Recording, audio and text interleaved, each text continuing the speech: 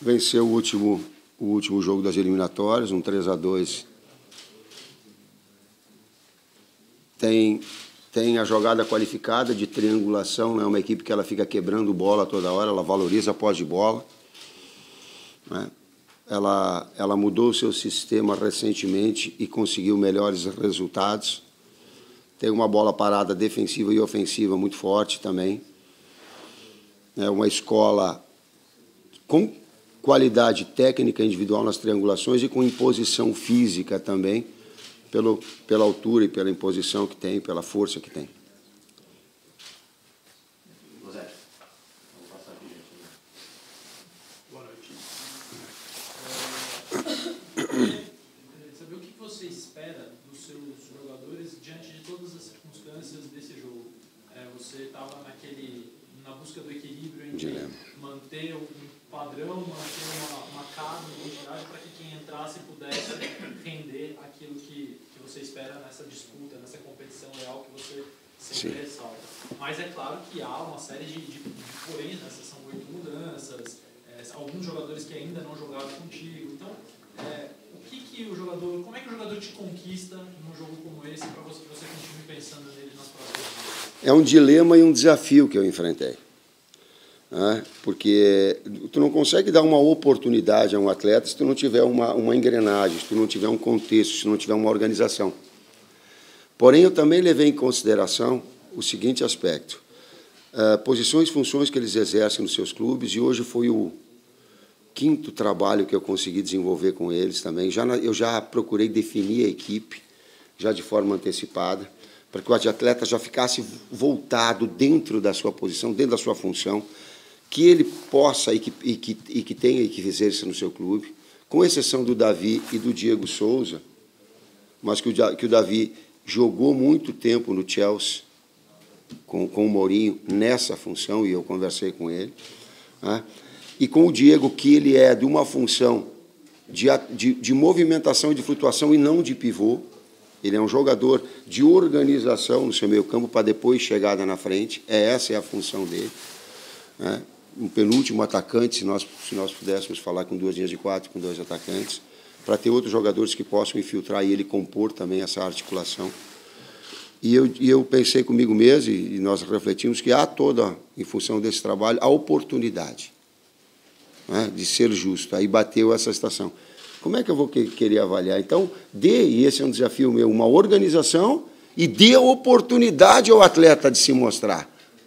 Né? Senão ela fica no imaginário. O imaginário não existe na situação real. Tite, aproveita, eu queria ouvir da sua voz, escala para a gente o time que você vai colocar em campo nessa terça contra a Austrália. Diego Alves, Rafinha, Thiago, Rodrigo Caio, Alexandro, Davi Luiz, Paulinho, Coutinho, Juliano, Douglas Costa, Diego Souza. Titi, a seleção tem mais 8, 9 jogos até você definir a lista de convocados. É um número bacana assim, de jogos, uma perspectiva interessante em termos de amadurecimento da lista final. E nessa lista final, vai pesar, ou pesa um pouquinho ou bastante, quem participou com você daquelas pedreiras todas durante as eliminatórias? Aquela sequência tem um peso grande? 2 dados interessantes tu pegou, e às vezes vocês me municiam de informações e nós pegamos esses dados. Antes da convocação final, eu comecei a elencar, nós temos 9 jogos. Digo, para quem está acostumado com o trabalho no clube, eu digo, caramba, eu só tenho 9 jogos. Para oportunizar, para agregar. Então, inclusive, esse foi um fator determinante para dar à equipe uma organização e bota para jogar. E bota na arena, vamos embora.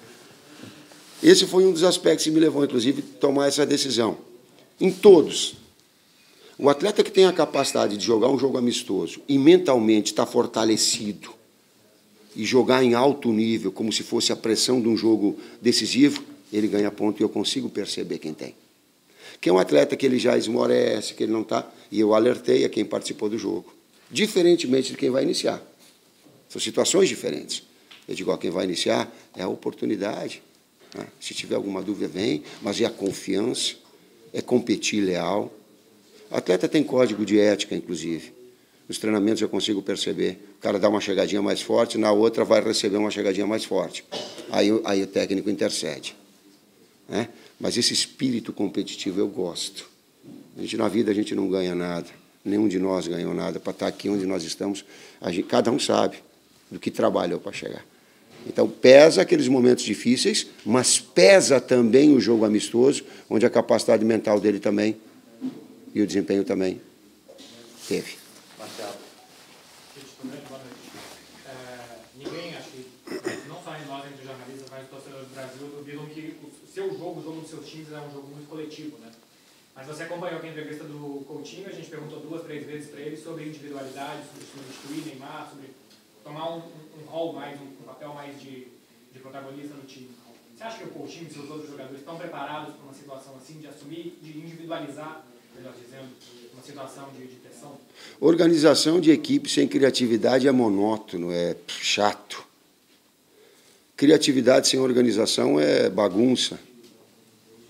Então, essa é a ideia que eu tenho de futebol. O último terço do campo, a capacidade de improviso, a criatividade, o reprogramar uma jogada, a qualidade do passe, o passe cavado, o passe entre linhas, o bom domínio, a rapidez de raciocínio e execução, eu premio. Posso não executar, mas tenho como ideia. Busco nos treinamentos fazer com que se reproduza essa situação. E gosto da criatividade. Amo a criatividade, se posso colocar. Ela me fascina. O último terço do campo é para eles. Os outros 2 é para a organização. O último é do 1 contra 1 do Douglas Costa, é do lance individual, é do improviso, com objetividade, não para a firula, não para o lado. Queria que você falasse especificamente do Davi Luiz, se ele briga por uma posição no meio campo. E se me permite fazer outra, claro que os jogadores são avaliados no dia a dia do treinamento, mas numa escala, como que o amistoso com a Austrália vai contar o desempenho dos jogadores na lista final para a Copa do Mundo, a Austrália que não é uma potência?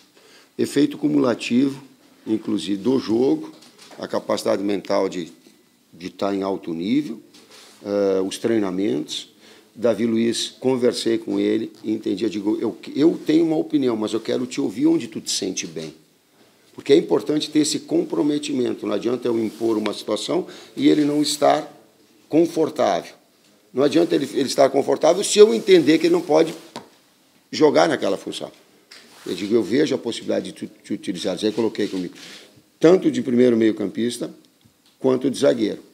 E eu lembrei em algumas situações que foram, inclusive do Chelsea, quando eu imaginava que ele pudesse jogar contra o Corinthians no Mundial também de volante, e ele jogou com o Mikel, inclusive como segundo meio-campista, quando jogava mais na frente. E que jogou com o Mourinho sempre como primeiro meio-campista. Agora ele joga numa função de líbero, onde lhe é permitida, em muitas situações, ser um meio-campista na ação ofensiva. Isso é líbero, não é sobra fixa. Quando o jogador é um terceiro zagueiro que fica atrás, ele é sobra fixa. Não, ele trabalha como líbero, ele participa de ações ofensivas, que elas são parecidas com o primeiro meio-campista.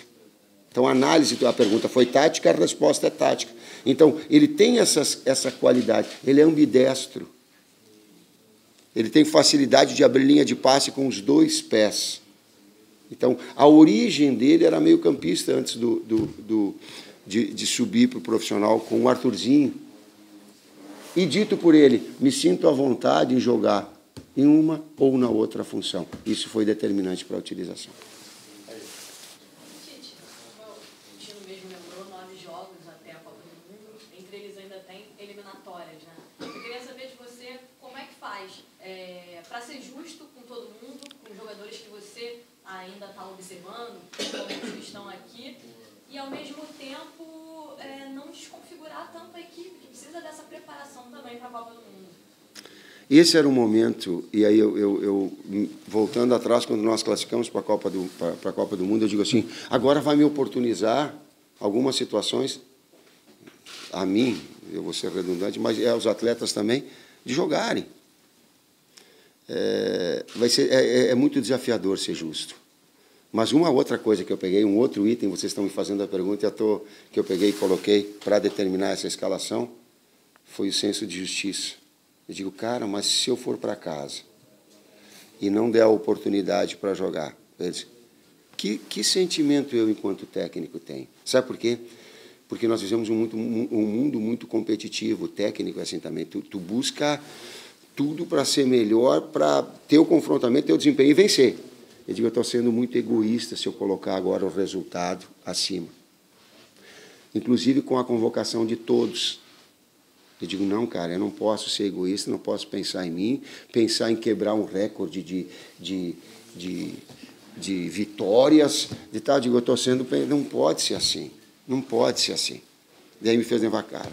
Organiza a equipe, dá confiança, coloca para jogar, organiza de alguma forma nos trabalhos táticos, porque isso vai chegar ali na frente, quando eu olhar para trás, eu já tenho bastante experiências, bastante momentos que eu possa julgar e errar menos. Vou errar, mas vou ter maiores condições de acertar. Mas e como é que faz para, nesse período, não desconfigurar tanto a equipe para a Copa do Mundo, né? Precisa também da preparação. Sim, esse é o momento. Depois, quando vai chegando o próximo, né, a partir do ano que vem, possivelmente essa possibilidade ela já fica mais diminuída. Agora é o momento que eu posso executar. Lá eu já vou ter que estar num ritmo, já num processo de lapidar, de definir, com poucas variações. Agora é o momento. Tite, quando você treinou um time simples lá da empresa, da fábrica, e daqui 2 dias, se não me engano, são exatos 365 dias antes de iniciar a Copa do Mundo. Como é que você faz essa avaliação e pensa no dia 14 de junho de 2017 para 2018? Como é que tudo isso sintetiza na sua cabeça? A primeira coisa, e eu falo isso de uma forma muito tranquila, a cobrança que eu tinha para comigo mesmo, na Marco Polo, é a mesma da seleção brasileira. Pô, cara, tu está falando, não é a minha cobrança, a autocobrança. Eu ir para dentro e fazer o melhor trabalho possível com a minha realidade. É o que sempre me fascinou. Me deu. Então, a cobrança é... O que é diferente? As dimensões são diferentes.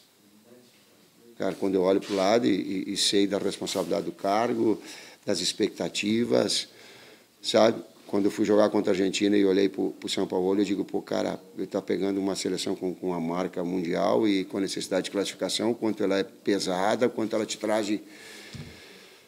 Olha um pouco para trás e a gente começa a ver o peso e a dimensão que tem, né? E aí eu procuro apagar um pouquinho, pensar no próximo treino, pensar no próximo jogo, pensar em avaliar os atletas, pensar em acompanhar melhor os atletas, ver os erros que eu cometi agora e acompanhar... ajustar mais. Se eu tivesse a possibilidade de convocação, eu convocaria só com uma semana só de antecedência, porque eu teria mais 3 jogos para analisar das rodadas do Brasileiro. E aí são 3 jogos que tem referência que um atleta pode arrebentar. Eu digo, pode ser um momento do cara para pegar. Talvez fique até uma sugestão. O Edu vai tomar. Digo, Edu, deu uma semana só para nós convocar. Obrigado. Quero agradecer tudo que a gente tem aprendido com o senhor. O senhor tem colocado, e tem aprendido com o senhor isso, de que a importância não está no resultado, mas está naquilo que se produz, naquilo que se joga. Nós perdemos na hora certa para a Argentina. O jogo de amanhã vale mais a produtividade ou o resultado? A produtividade com o desempenho com o resultado. Ele tem que estar sempre associado. Eu faço essa associação, mas eu coloco numa escala de prioridade, primeiro desempenho. Prioridade é uma só. Não existem 2 prioridades, é uma. A prioridade é desempenho. Sabe por quê? Porque com desempenho e resultado eu gero confiança, eu gero expectativa positiva, eu gero possibilidade de evolução. Se eu encontrar só o resultado sem desempenho, eu vou perder ali na frente. Eu não gero confiança no atleta, eu não gero espírito de equipe, não. E o atleta sabe quando não joga bem. E quando o resultado vem, ele sabe. Mas a gente ganhou, mas eu sinto esse cheiro no vestiário. Vocês sabem disso. Então, prioridade ela é desempenho, mas ele tem que estar associado.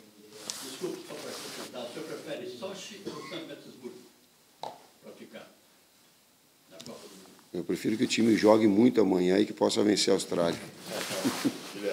Professor Tite, teve uma situação que me chamou a atenção aqui na Austrália. Eu lembro de uma entrevista e foi o seguinte: é importante ter um treinador que olha para a Rússia, tem um treinador que olha para a China. O Diego Souza ressaltou essa questão também em entrevista.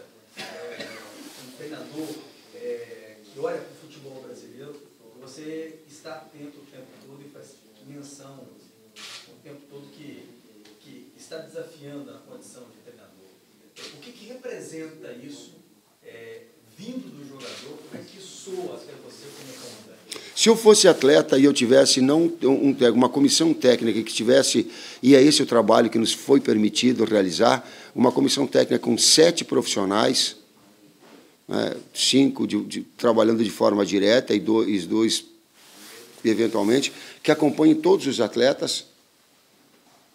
Eu fico esperto que ele está me cuidando. Eu estou dentro.